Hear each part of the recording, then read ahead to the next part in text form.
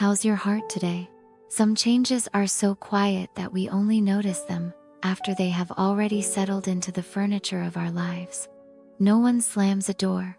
No one says the wrong thing loudly enough to mark the day. Love simply becomes less spoken, less reached for, less lived in, until one ordinary moment suddenly makes the silence visible. Tonight is for that kind of realization, the one that hurts because nobody meant for it to happen. The first letter comes from someone who learned that even family love can grow faint when everyone mistakes staying connected for staying close.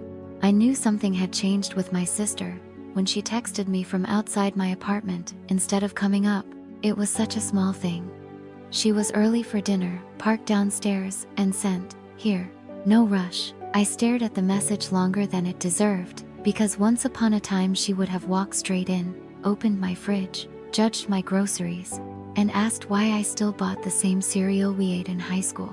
We used to belong inside each other's spaces without asking.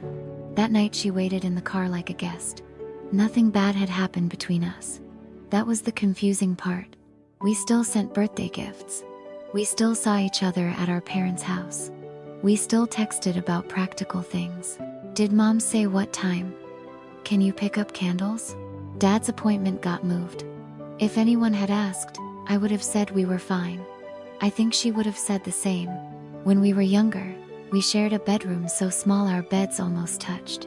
We used to whisper after the lights were off until our mother told us to stop talking. She knew when I had cried at school before I said anything. I knew from the sound of the front door whether she was coming home happy or pretending.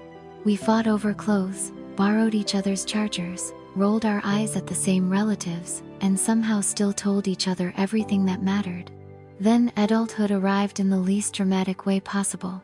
Jobs, commutes, bills, different neighborhoods, different sleep schedules. She got married. I did not. She had a child. I had deadlines. We kept loving each other, but more and more of that love started happening through logistics. At family dinners, we became efficient versions of ourselves. She cut food into smaller pieces for her son. I helped our mother clear plates. We talked about parking, work, school admissions, which pharmacy still had the vitamins our father wanted. Useful things, kind things, but not the things we used to say when we still knew each other from the inside. A few months ago, our mother asked us to help clean the storage room. The three of us spent a Saturday afternoon in dust and old paper, deciding what to keep. My sister found a box labeled in our mother's handwriting, "Girls' Room." Inside were school notebooks, hair ribbons, a cracked photo frame, birthday cards, and one of those cheap little notebooks we used to pass between our beds when we were supposed to be asleep. The front said "Privet" in glitter pen, as if that could stop anyone. My sister laughed when she saw it. "Do you remember this?" I said. I remember thinking we were very mysterious. We sat on the floor and started reading random pages.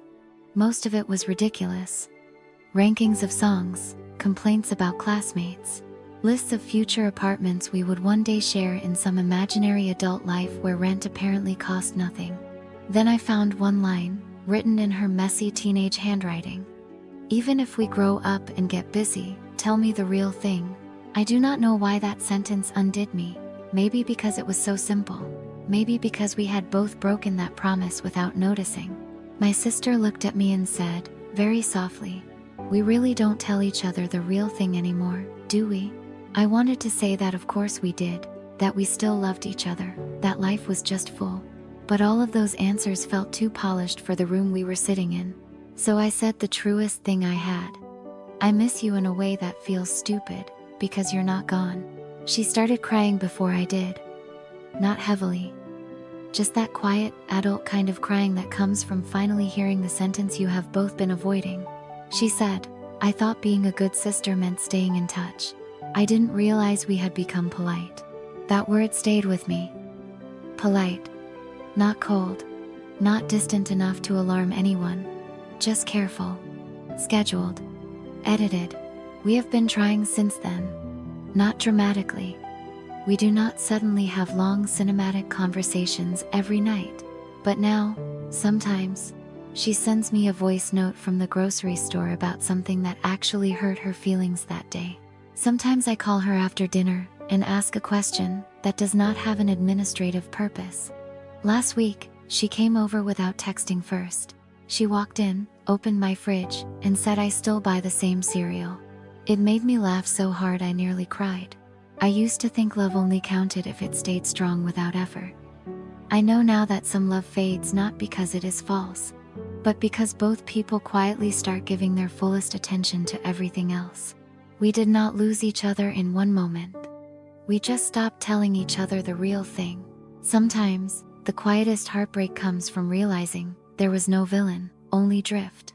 The next letter is about a relationship that looked stable right up until one sentence made the distance impossible to ignore. The strange thing is that we were very good at being a couple right until the end. We remembered each other's coffee orders. We split rent on time. We knew which groceries the other person preferred and how they liked the pillows arranged on the bed. We had photos on the hallway shelf, a shared calendar, inside jokes that still worked at parties, and a kitchen drawer full of takeout menus from places we always said we should stop ordering from. From the outside, nothing looked fragile. That was the problem.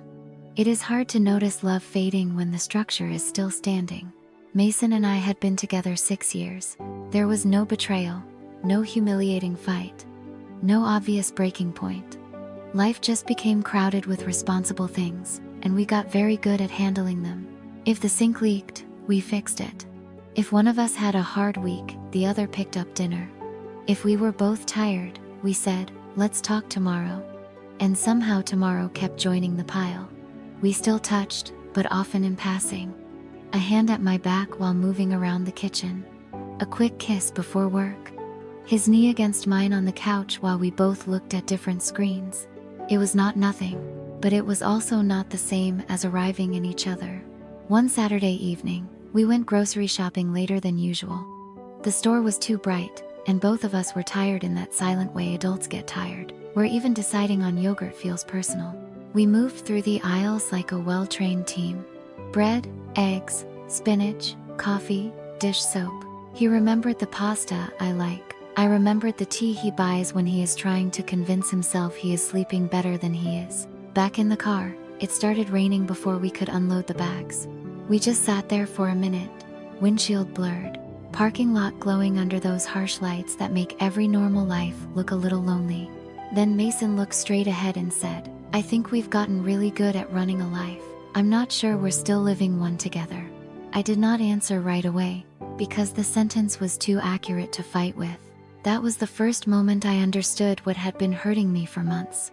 Not the absence of care, the absence of aliveness. We were maintaining everything: the apartment, the schedule, the bills, the errands, the image. But love had slowly become another system we managed, instead of a place we rested. I asked him, "How long have you felt that?" He said, "Long enough that I'm scared to say a number." I wish I could say we solved it beautifully after that. We tried. We really did. We started putting our phones away at dinner. We took walks without errands attached. We even planned a weekend away and spent most of it being unusually thoughtful with each other, which is not quite the same thing as being close. Nothing was false. It just felt like we were both speaking a language we had once been fluent in and now had to translate in real time. One night, I found an email confirmation for a dinner reservation he had made for our anniversary and forgotten to mention. Not because it was a surprise, just because the week had been full and the day had quietly passed. The reservation had come and gone 3 days earlier. Neither of us remembered until I saw the date. I stood in the kitchen holding my phone and felt this deep, tired clarity. You do not forget your anniversary, because love ends in one dramatic burst. Sometimes you forget because love has been living unattended in the corner for so long that even important days stop knocking loudly enough. We ended things gently. That is not a glamorous sentence, but it is the true one. We cried, we hugged, we said things like, "I never wanted to hurt you," and meant them. I packed my books. He kept the plant neither of us had been watering properly. We were kind to the end, which made it both easier and sadder. What I never fully said to him was this: I do not think we failed because we stopped caring.